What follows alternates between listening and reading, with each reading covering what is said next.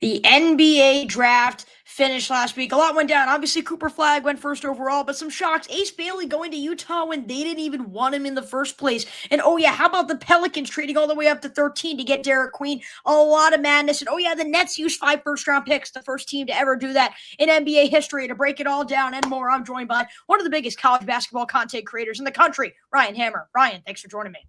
Chase, I appreciate you for having me, and I love the intensity. I love it. I'm happy to be here. I'm glad you are here. Let's get to it immediately. I mean, we're gonna get into the kind of specifics from different situations that went on in the draft. Overall, just for you, what stood out from the draft? The things you mentioned were the easy headlines, right? The Pelicans pick, the Jazz and Ace story is hard to avoid mentally, even if you want to, right?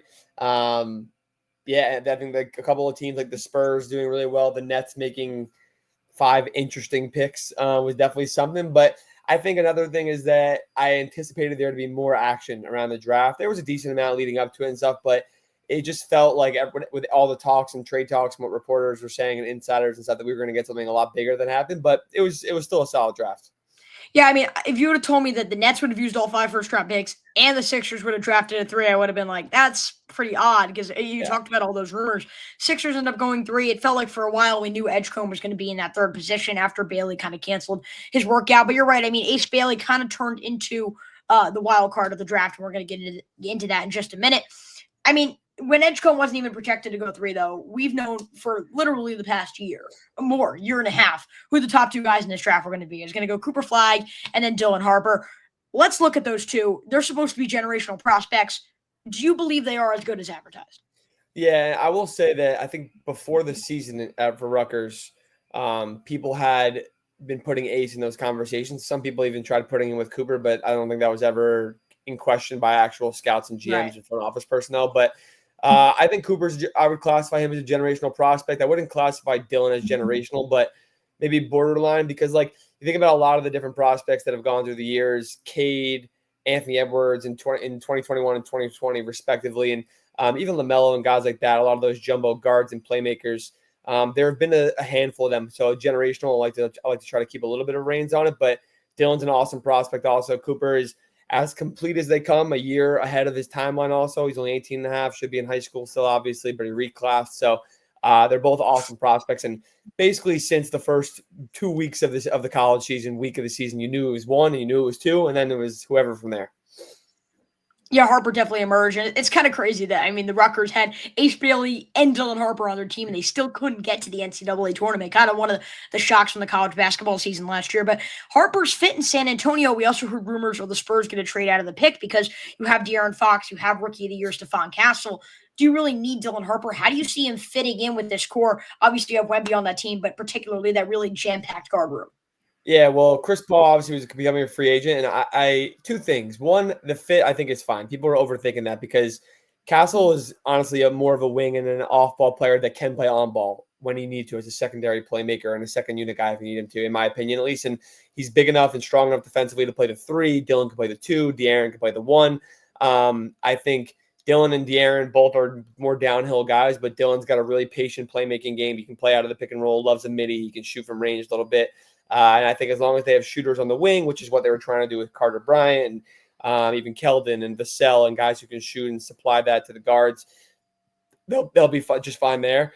So I think the fit, people overthink it. But I also think, like, in no world should really any team, especially a team that was like 10th and 11th in the West last year, be in a position to draft for fit. Like, I understand the Spurs could make a jump and probably will, and I'm very high on them, but no world where you don't take the best player available, especially when it's clear cut, not even a question, right? If I'm sure if Giannis became available, they could dangle the pick in there to go get Giannis and pair him with Victor, but that obviously wasn't happening as early as the draft. So Yeah, obviously, I think you are right there. I think a lot of people, it's fit. It's one thing if you're a contender or a team, at least a hopeful contender like Philadelphia. It'd be really weird if you drafted a center, considering Joel Embiid's kind of your franchise cornerstone. But you're right.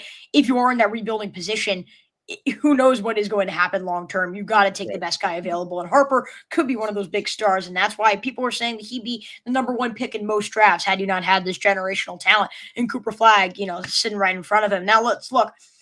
Ace Bailey, we got to talk about him. He's been brought up multiple times. As his draft stock continued to fall, he kind of was known as the wild card of this class. Did it come as a shock to you that Utah selected him, given that he really had little interest in joining them? And do you think that's overall a recipe for disaster? So first question, yes and no. I was surprised, but also not surprised because he was doing everything in his world to not go there. Danny Ainge in Utah, Will Hardy. I don't think that they're a franchise that, like, for that lack of better terms, take shit from people and stuff. And I just didn't expect him to do that because they're all about long-term development.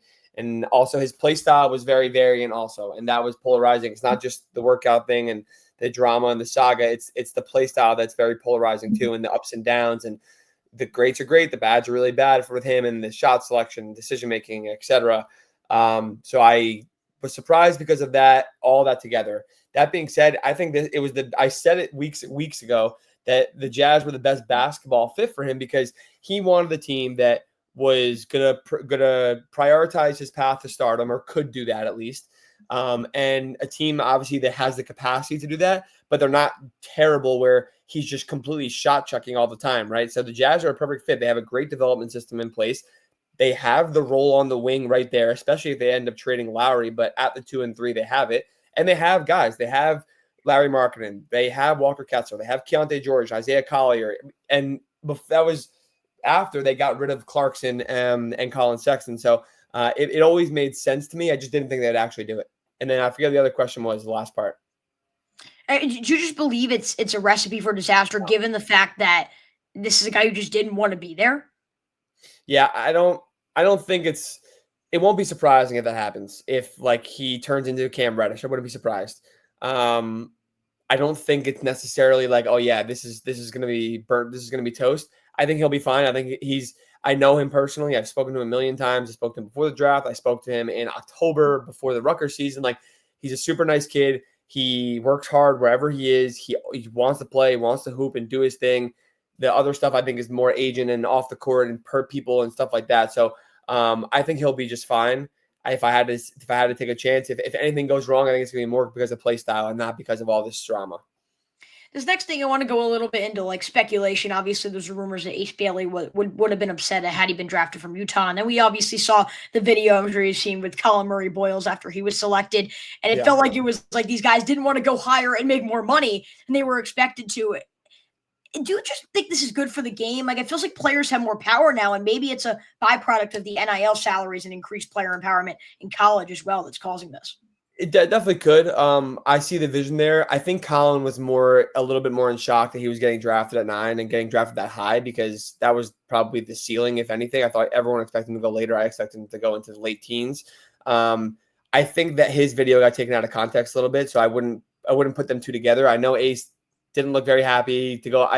I'm not doubting that at all. He definitely didn't look happy up there to get selected by the Jazz. But I think Colin was taken out of context a little bit, and I understand the vision of that, like NIL money and having all this money and making all these choices earlier on in their careers before they even get into the NBA could put them into some kind of selectiveness and things like that and prima donna type things. But I don't think that's rare in sports in general. And I think it's a thing that happens everywhere. I don't think it's going to be this long-term trend to where everybody is manipulating where they go. Like, people already do that. Like, come on, no one really knows, but come on, Malawach, great kid. He's happy to be drafted. He was crying because he's so happy and grateful.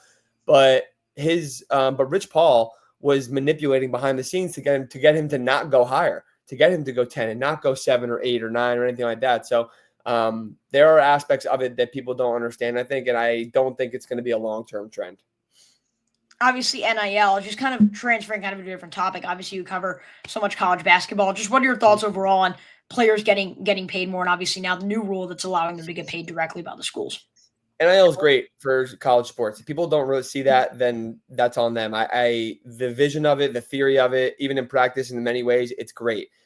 That being said, obviously it needs a lot of regulation, and like long term, we need a lot of regulation for sustainability, and they're getting there. They're starting this year, which I guess technically on July 1st or however, right? It's right. Yesterday as we're recording this. That's how it worked. But it's the switch over. Players are allowed to get paid by schools now because they basically already were, but there was no cap.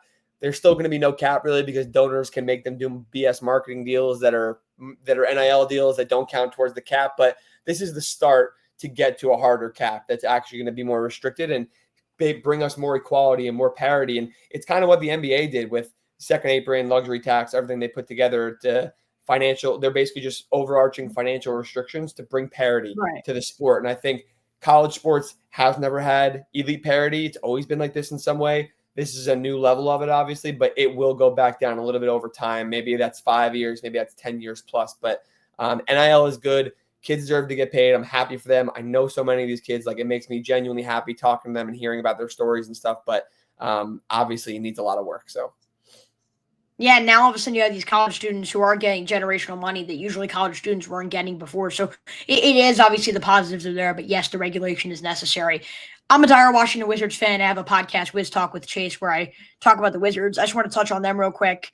I believe they were one of the biggest draft winners. I think Trey Johnson was kind of a great Jordan Poole replacement. I like the Will Riley pick. I think he has tremendous upside. Overall, how do you feel about their draft and just kind of the direction they're going in with their rebuild? Do you think they've done it right? Yeah, I like their core a lot. I love their draft last year, too. I was high on Keyshawn George. Bub is obviously awesome. Alex Sarr was an easy win at number 2. I'm a Hawks fan, so I'm a little scarred by it, but it's okay. I think they're doing the right things. They're going the right way. I like them getting off a Poole. They have a few older guys in their team with Middleton right now also that they'll get off them eventually, like if not before the season, then middle of the year. But I like where they're going. I like the Jameer Watkins pick also. And I think that they're doing a pretty decent job. Trey Johnson was my number 3 prospect. I think he's one of the best scorers I've ever seen in terms of draft prospect and evaluation. So he's going to be unbelievable. He's an underrated playmaker. So I think he could be I think he's going to end up being the best player that the Wizards currently have long term. I am excited to see kind of how Washington does kind of work in with the rest of their core. Look, last draft was considered one of the weaker drafts, they said, in recent memory, and then this year Wizards filled the lowest possible position at 6th overall. Do you believe they need that one extra piece to get over the hump? Yeah, I think they're a pretty decent way away from that. Now, that being said, the hump, depending on what that is, making the playoff jump and being taken seriously, I think is obviously not this year. It's probably not next year, but if Sarr takes a jump, Keyshawn and Bub, and they take jumps, and Trey Johnson's better than you expect, then you can start putting the pieces together next year and pick up a free agent next year and make a trade to build for the year after that. So I think they're 2 years away from being that team where I look at a team like the Pistons, not their garbage years just leading up to it, but when they finally started getting Cade at any relative health, and they started putting the pieces around it together patiently and slowly, and now they're a playoff team that I don't know if they're going to make the jump to win a playoff series just yet, but it wouldn't be the craziest thing if they ended up being a top 4 or 5 seed in the East with how the East is looking right now. But I think the pieces are there for the Wizards. They just still need a couple more years. Yeah, and I think there is a reason why they are leaving over $100 million open in salary cap next year, just to try to leave themselves that leeway if they do want to then take that next round, try to get into the playoff picture, something like that, depending on what they see from the development from some of their young guys this year. We're talking about Washington as one of the biggest winners. Brooklyn was kind of one of the biggest shock teams in general. I don't want to say loser. It kind of depends. I think some people will say loser because you may have reached on the Yegor Devin pick at number 8. That obviously caught a few eyeballs. What was just your assessment of their draft that kind of shocked many?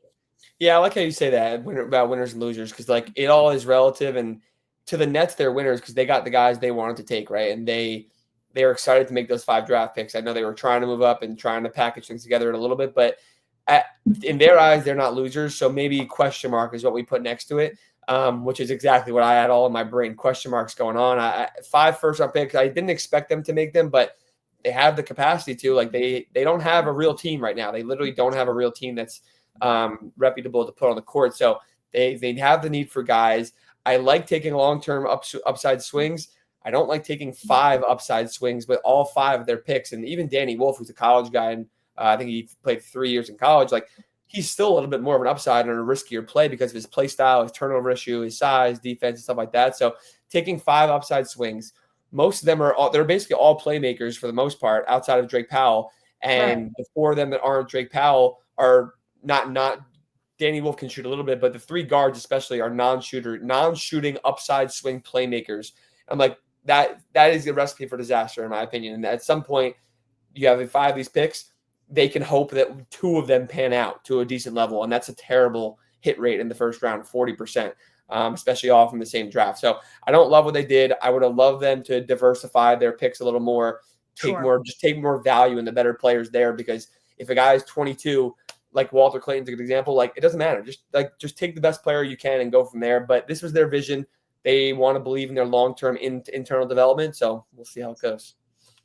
I want to touch on the Demon pick real quick because you mentioned kind of the lack of shooting. What are your thoughts on overall on him as a prospect? Because we kind of saw the playmaking potential, but also the games where he had more turnovers and field goals in some of those games. Yeah. So overall, what do you see from Demon? Yeah, I like him. I think he's better suited for the NBA than he is for college basketball for sure. I like that he came to play college and went to the BYU, played in the Big 12. And I think people were like, why is he going 8? Like, this guy can't shoot, can't do this. All like kind of like all you're saying. He definitely, the biggest thing I was worried about, he's playing against the better opponents in the Big 12. He was better as the year went on, late in the later third of the year of conference play. But the majority of conference play earlier on, he was bad versus the really good teams like Houston and stuff like that. So I think it was one game he shot like 0 for 8 or 0 for 10 or something like that.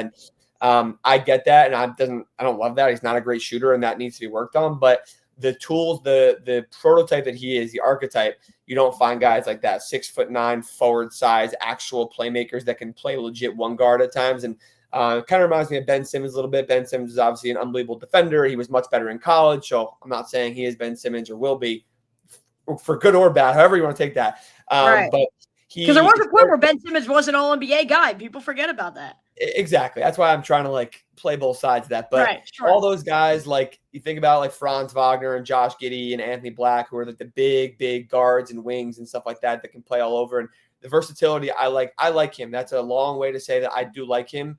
I think people are kind of overlooking things of the translation to the NBA style game where he played pro at Real Madrid beforehand. I just hated the picks after it with drafting him. So I wish they would have taken someone else at 8 or taken other guys after him. Yeah, maybe just kind of that fit aspect we were talking about earlier. If you're going to draft kind of the same prototype of a player multiple times in the draft, it's obviously not a great recipe for long-term success. I want to touch on your Atlanta Hawks, who I feel like at first a few years ago it was like, okay, what are they doing? Because you're just kind of stuck in mediocrity, which take it as a Washington Wizards fan when they had Bradley Beal on the team. Mediocrity is the worst place to be in the NBA. But now all of a sudden, you get the number 1 pick, Reese Shea. It looks like he's a high upside guy. And all of a sudden now you trade for Porzingis, make the moves in the draft. They're looking like a contender for next year while also kind of starting the 2-timeline plan where you get New Orleans pick from next year, which could be extremely valuable, and you still get your guy in Asa Newell at 23. Shaw, you dare say you are happy with how things are going in Atlanta? I can't believe it, honestly. And shout out Auntie because like I love the core last year. Some people notice about me. My core audience knows that I have been a Dyson Daniels stan since 2020 or 2021, before he was in the draft, as he was going into Ignite. Like, love Dyson Daniels. He's obviously awesome this year. I love the core they're building and the minds that they have building around a smaller guard and Trey. Just have versatility and size and dynamic playmaking ability everywhere, especially on the defensive end. They killed it this offseason. I can't lie, right? The KP trade was great from 20. Put it all together. They started with 13 and 23. 13 and 22. They ended up getting a free, hopefully top 5 pick or lottery pick next year. Asa Newell, who they wanted at 13, and Kristaps Porzingis, and that puts them in a crazy conversation. They signed Nickeil Alexander-Walker and Luke Kennard, and they have the depth to do it. Like, in the East especially, like everyone's gassing them up right now, which I hate because I feel like we're going to look back this time next year and be like, damn, what happened to the Hawks? Everyone was talking about them last offseason because that's just what it feels destined to be. But I'm going to try to be positive because they did a great job, and I think they're building a team that could actually come out of the East if all things go well. So, from New Orleans side of things, I mean, they are just trying to make a already bad situation worse, because I just feel like they're making moves where you're drafting a guy like Jeremiah Fears, whose player comp is Jordan Poole, and you do that the same day that you traded for Jordan Poole or the day before. So it's just like, I feel like this team is just lost, and then why give up that first-round pick next year that's going to be so valuable? Yeah, I think he has a little different skill set than Poole, but we'll see how things pan out. I loved in the moment. I love Derek Queen also. Fears and Derek Queen, I love both of them. I know for a fact that they were considering they would have taken Queen at 7 if Fears was gone already or something would have happened. So Queen was their guy. He kept falling. They said, "Shit, we got to go get another guy." He's sitting there. He's falling. Let's go get him at 13.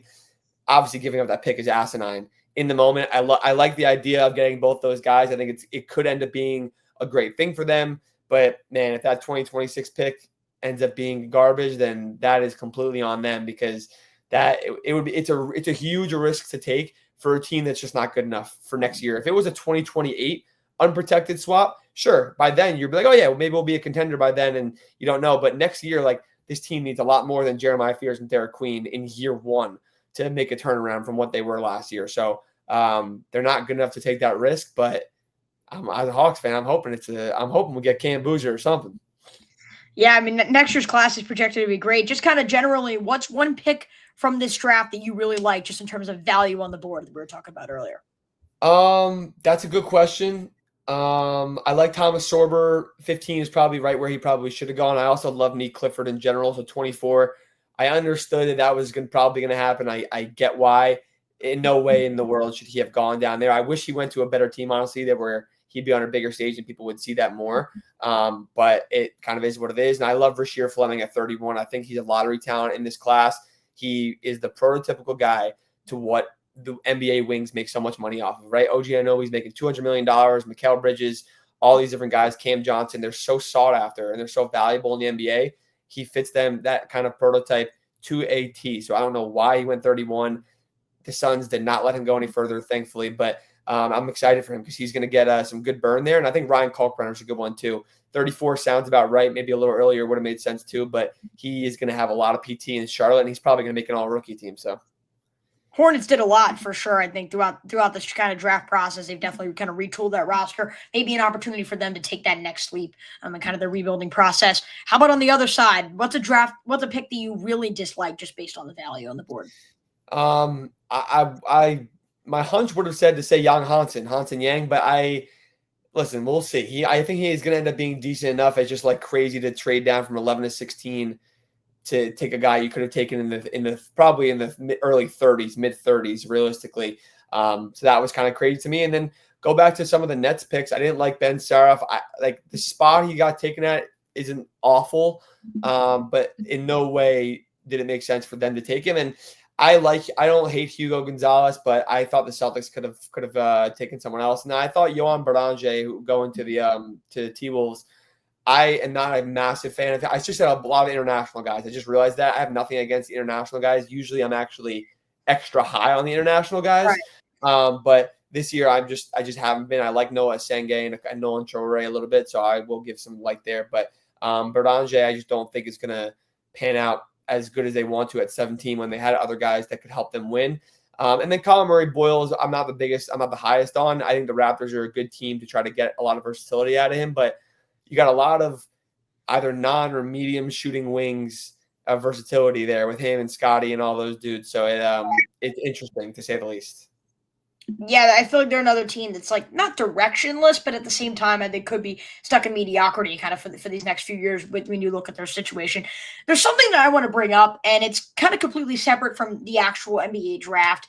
I think my biggest pet peeve from the whole thing, and I want you to touch on this too, I did some research.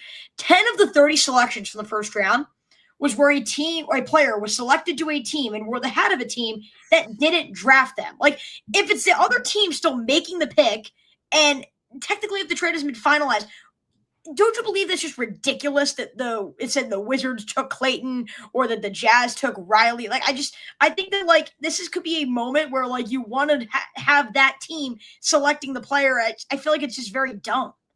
I very much agree with that. It's not unrealistic because the trade gets finalized minutes later. When 3 picks later, Adam Silver comes, okay, we have a trade that was finalized, and everyone's like, oh my God, what is it? And he's like, you already know about it from Twitter. It's ridiculous. You're definitely right. There has to be a better way. Even if they have to take an extra, like when there's a trade being done, add 2 minutes to the clock and say there's a trade being finalized right now. The people will wait. The people will gladly wait while you guys get the hat ready, get the paperwork finalized so you can do it on the spot. I think that would be even though the picks sometimes take a little long, like I think every single NBA fan would sign up for that. So yeah, I think it's kind of ridiculous that this could be a moment where, like, who knows if one of these guys becomes a star, and you're like, wait, the Hawks drafted who? And it's like, no, they didn't. It was a trade already done. I think that it's just a big problem for the NBA draft. I think they got to fix it. Overall, anything else to you that kind of stood out from this draft that you kind of just want to touch on maybe a little bit that maybe could affect this season and also the long term of the NBA? No, I think I mentioned the Spurs before. I think they hit a home run with Carter Bryant. I like Carter Bryant. Wasn't like over the world at him. When I got to talk to him the day before the draft up in the city, he impressed me a lot. He's very, very poised, intelligent, aware, professional. He's also a good. He's going to be a great role player in this league, I think, and he could even be blossom into one of those really good 3-and-D forwards that I mentioned before when I was talking about Rasheer Fleming. But he fits exactly what the Spurs need, and I think that shooting and defense and two-way ability like that is going to be great. And I think this is the year they got to make the jump. So. Ryan Hammer, thank you so much for coming on the show today to recap the NBA draft. Obviously, there are very little out there who know college basketball, who know the players, and also know the game better than you. So I appreciate you taking the time to join me today, and best of luck on whatever is next. Of course, man. Thanks for having me, and you keep killing it, all right? Thank you. I appreciate it. Let's wrap it up here alongside one of the biggest college basketball content creators in the country, Ryan Hammer. I'm your host, Chase Coburn, saying so long from Chase's Sports News.